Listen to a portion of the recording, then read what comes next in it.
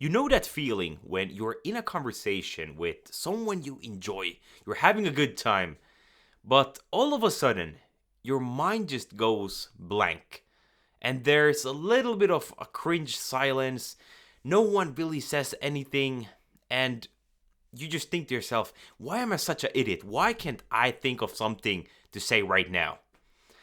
And it feels like you're watching a campfire slowly burn out and you have no logs left to throw on.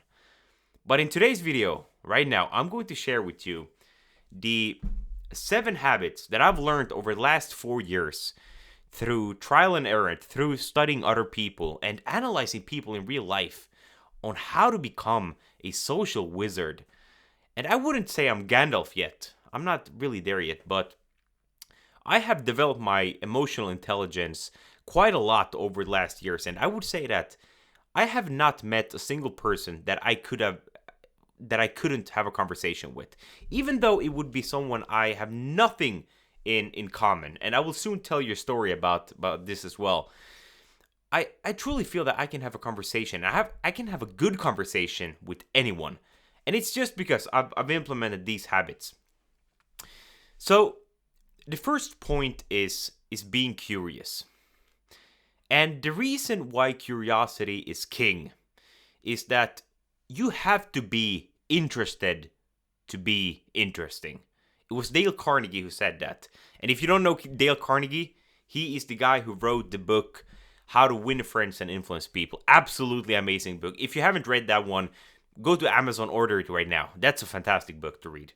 2 weeks ago, I was with this older, very interesting lady. And before I tell you this, I need to bring up some coffee because I need to get caffeinated so I can give you 100% in this video. I truly want to give you the value here. So hopefully you're taking some notes as well, because nothing changes if nothing changes.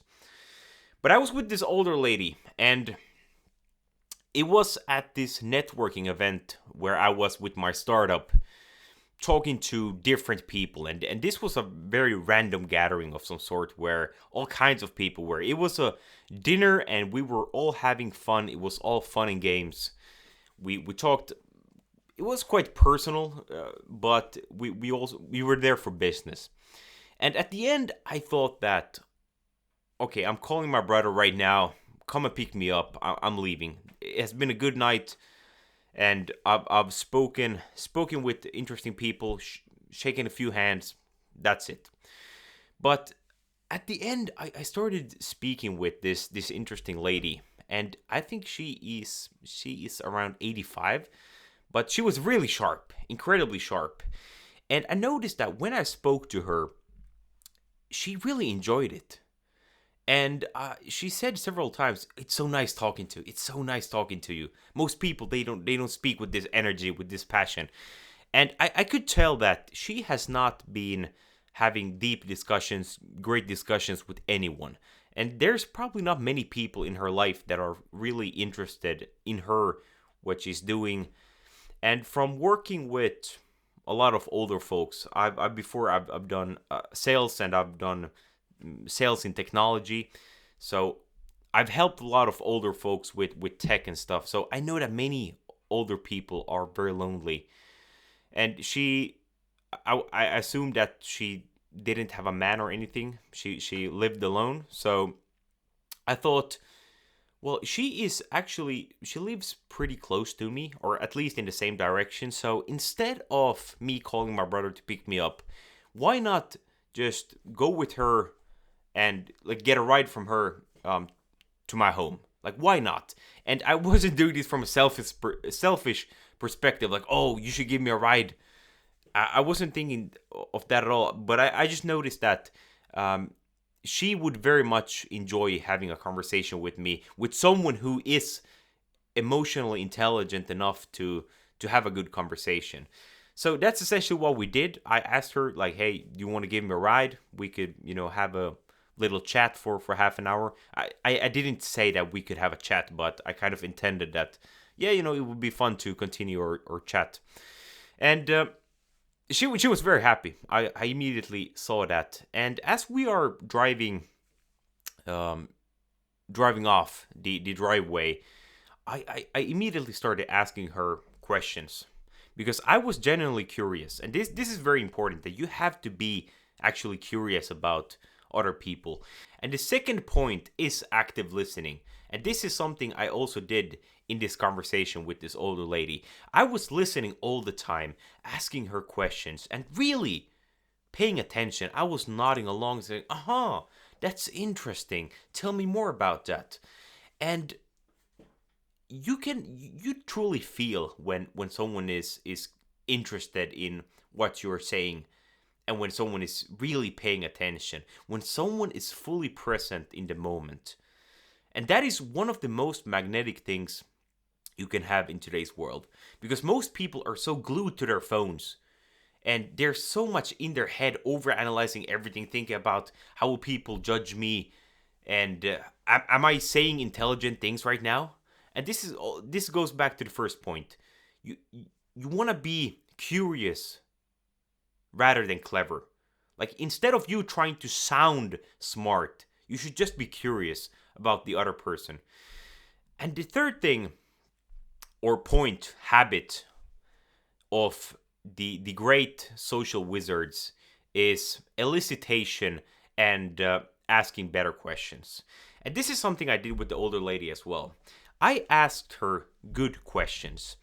I wasn't asking her just small talk. I went deep. What did you do in your working career? And then I asked her, "Oh, so what did you learn from that? And how did that experience affect this and that?" I asked her really deep questions, and from the active listening, I thought out the best answer to, or the best question to ask her, and that just kept on going and going and going. And a similar thing to asking questions is elicitation. And elicitation is essentially saying a statement that works like a question. So instead of me asking her all the time different questions, what did you do here? What are the languages you know? What about your family? I used statements to get her to continue. So when she talked about being a coder in the no, she talked about, yeah, being a coder and working in tech in the 70s. And instead of asking her the direct question about it, I just said that it must have been interesting to work in tech in the 70s when there weren't a lot of computers. And her brain just light up. Yeah, it was very interesting. The computers, they were big as a room, and this was like high tech, but there was still a lot of paperwork. And she just kept on going and going and going.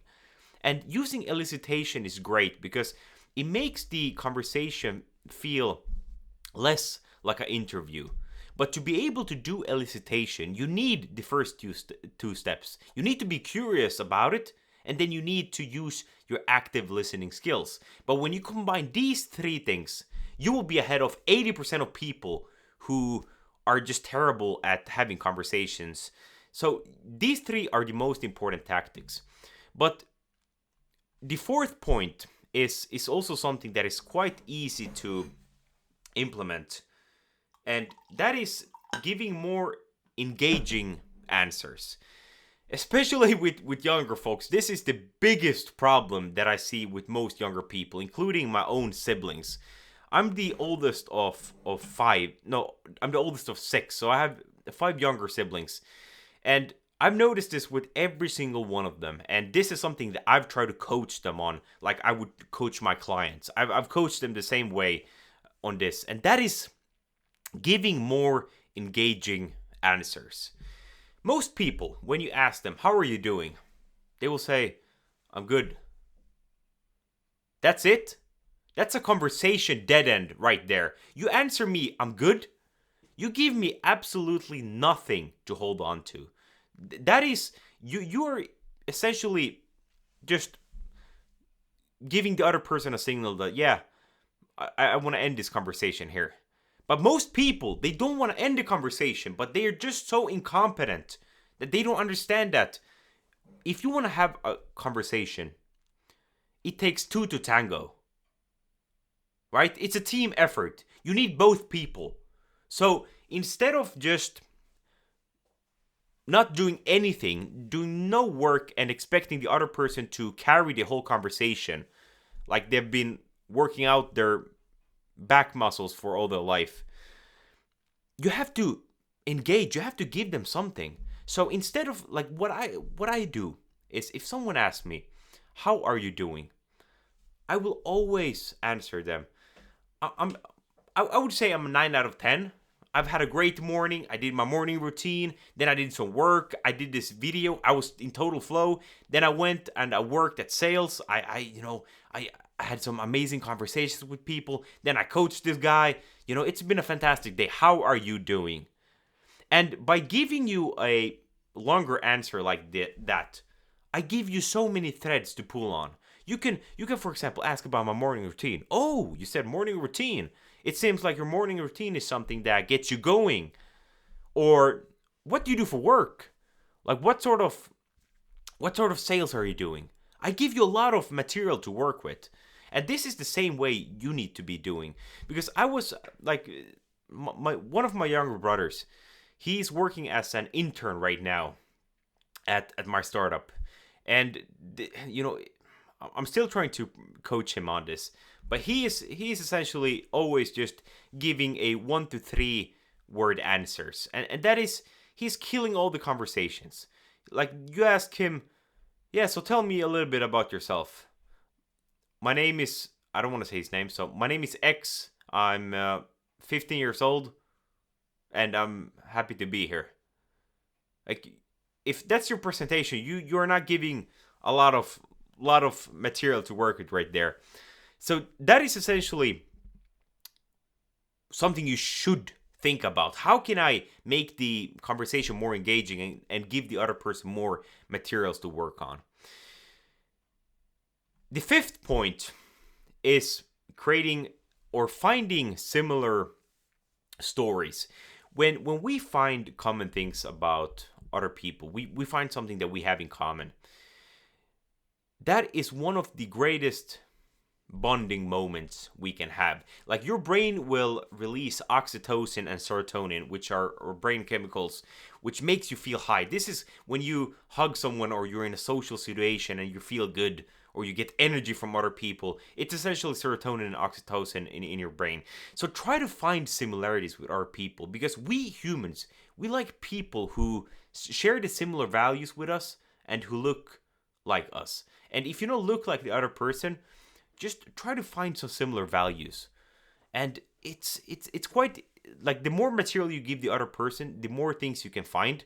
And the better questions you ask the other person, the more open-ended questions, for example, you ask, the more room you give them, the more space you give them to explain things, the more you can similarities you can find. And that ties into the sixth point, which is interrupt. You should interrupt people in conversations. And now you might be thinking, Felix, people have always told me I shouldn't interrupt people. That is rude. How can you say interrupt people? And you should interrupt in the right way. That is critically important. And if you haven't heard this before, which I frankly haven't heard anyone talk about this, I'm going to give you a golden nugget right now.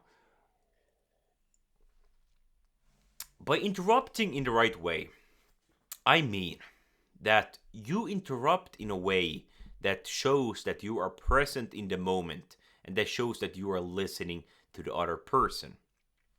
For example, if someone tells you that I was driving my car to work, and then this happened, and that person started screaming at me. When the person says I was driving to work, you can interrupt them and say, "We're driving your new BMW that you bought last week," and you can just ask them to, like, clarify something, and they will say, "Yeah, it was my BMW, the one, like, the red one. I've been so happy with it." And then you can, like, ask them more questions. "Oh, so how has it been? Has it been a good car and everything?" You see what I did there? So by interrupting someone, you show that you're caring about them. You want to know the details about their life. And people, oh my God, when you make people heard and you make people feel valuable like this, they will love you for it. It's unbelievable what something like this can do. Just interrupting and asking, like, interrupt them politely and just ask them to clarify something.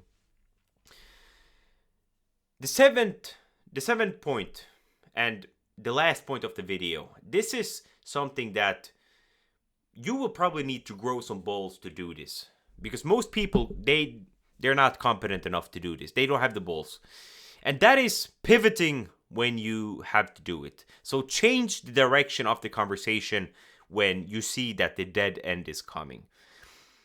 It happens that you are having a good conversation with someone, but at some point your mind will start blanking out, like we talked about, and the topics are ending. This usually happens if you have a close friend with you're pretty close with someone, or you don't know that you share a lot of similarities, and the topics are kind of just running out. The silences are longer. It's getting a little cringe, a little rigid, and here you just have to be the man in the arena. You have to take some initiative and just change the direction. So you might have been talking about work, but if the things are starting to run out, you have to be willing to just say,